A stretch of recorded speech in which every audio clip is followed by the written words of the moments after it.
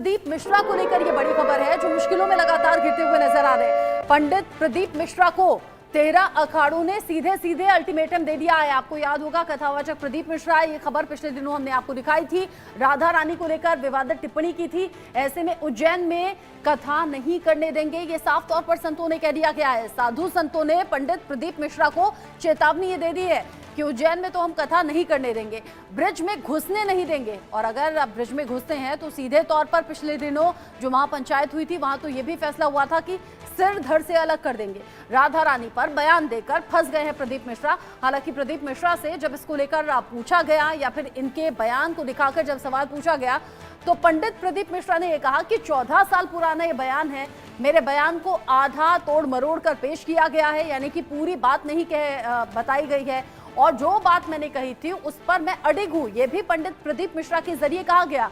यानी राधा रानी बरसाना की नहीं थी, राधा रानी कृष्ण की रानियों में नहीं थी, राधा रानी की अनय घोष के साथ शादी हुई थी, और ये तमाम ऐसी बातें रही जो पंडित प्रदीप मिश्रा की मुश्किलों को बढ़ा रही हैं। और पंडित प्रदीप मिश्रा ने यह भी कहा था, कुबेरेश्वर धाम के जो द्वार है वो खुले हुए हैं, जिसको जाकर प्रमाण देखने हैं वो वहां जाकर इस बात के प्रमाण देख सकता है।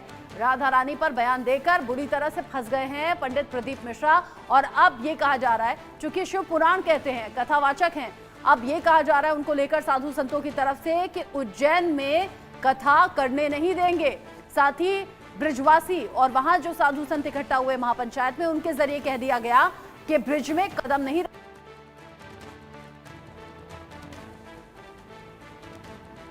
पंडित प्रदीप मिश्रा मुश्किलों में बढ़ते हुए दिख रहे हैं। साथ ही साथ बरसाना में तो